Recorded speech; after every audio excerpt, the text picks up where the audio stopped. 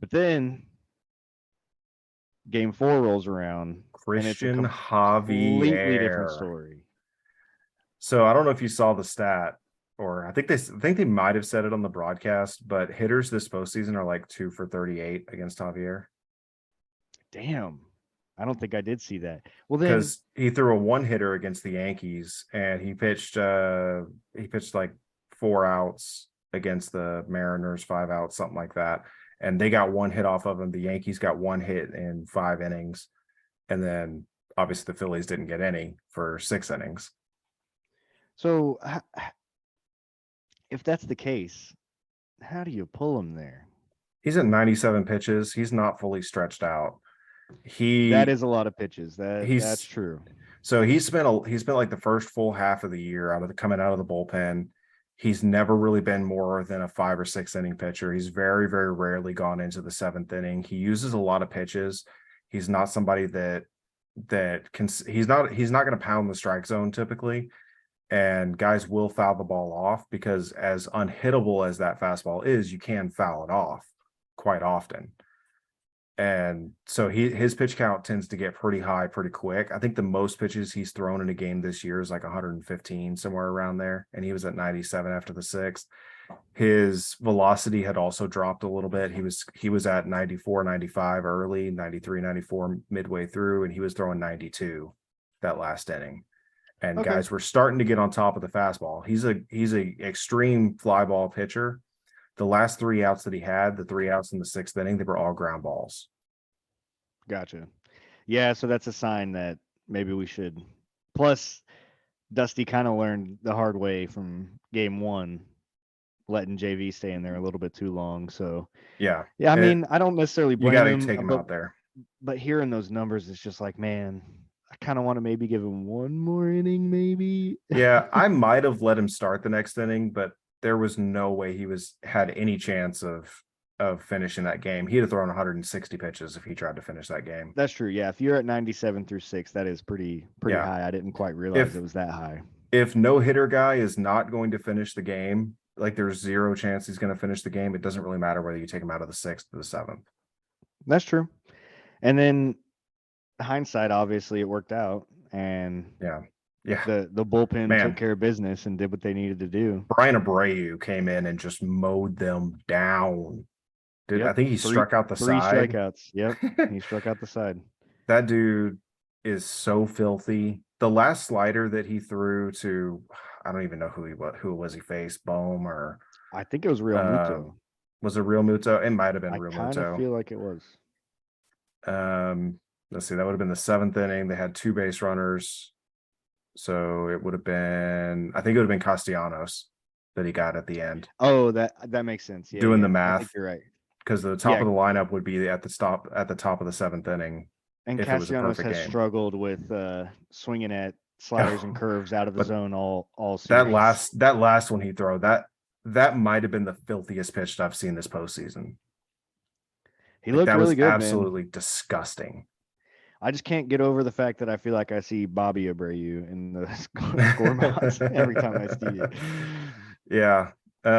Brian, like, I love Bryan Abreu. He came up 3 or 4 years ago and like you could see how talented he was, but he would just walk like everybody. He could not find the strike zone. This year's the first year that he's finally putting the ball in the strike zone more often than not, and it has paid off. Dude, so one thing I want to mention, which I'm going to probably get the numbers a little bit wrong, but I saw, or I heard, it was actually on the radio. I heard someone talking about the Astros got Christian Javier, Fromber, Luis Garcia. Who's the Q? And Jose Urquidy. Yeah. So I don't know why I always think Q, even though it doesn't even start with a Q. But yeah. So apparently all of them, like combined to sign with the Astros to start, were like $200,000. Less. Yeah, I think it was less. I think it was like 160. And they all signed at an older age. I mean, Fromber signed at 21, which is unheard of. I think we've talked about that, yeah. And Javier was almost 18. Garcia was 17 or 18. These guys usually sign at 15, 16. Yeah, and it's crazy that they were able to, and apparently not a single one of them were ever in the top 100 prospects. Nope. So that, I they mean, weren't. I gotta give y'all a little bit of props on that, because obviously, like, they're the ones getting shit done for you right now. Now, obviously, we're about to get into Verlander a little bit last night finally, but those guys have been getting it done for you Yes. all season. Yes. And so, dude, that's mad props for that. That's pretty gnarly. Like, the Astros have Justin Verlander in their starting rotation, and you can make an argument he's the third best starter Currently. Yeah. Legacy wise, that's well, no, obviously I'm not. talking about like right now. You can Yeah. make an argument he's the third best starter that they have. Yeah, I mean, y'all got Because some good pitchers, man. what Fromber can do and what Javier can do. Like, that fastball, it's just like, you look at it and it's like, it's 94, guys. Come on. It's 94, but it drops 4 inches less than you expect a fastball to drop than the average fastball. My thing is, I feel like if he didn't have like a little bit of movement on it, maybe he does get a little bit more velocity. But hey, why mess up something that's don't mess working? with it. Don't. Yeah, no, that is gnarly. That's a That's sick pitch. I think that's what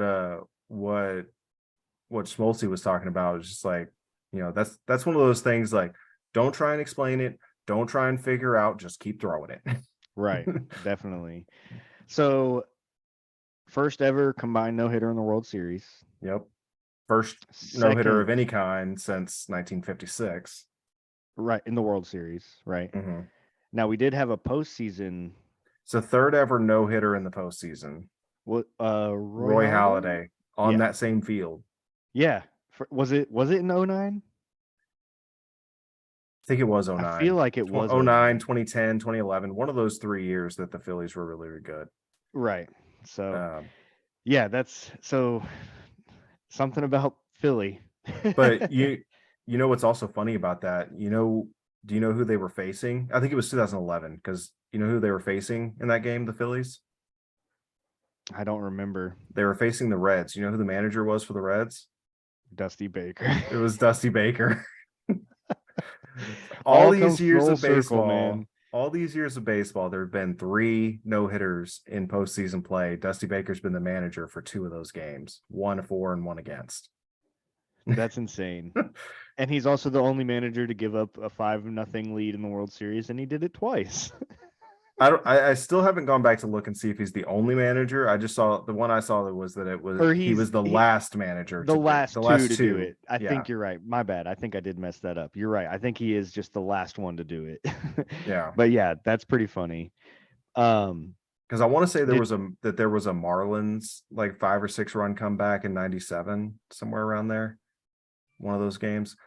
I don't remember what the actual number was on, but I remember there being a pretty big comeback by the Marlins in one of the games in 97s against the Indians. For playing the Indians that year. I think I was going to say the Indians too. So, or the Ians, the Deans, the Deans. Yeah, sorry, don't demonetize. No, yeah, we're not. Please we're don't not cancel us.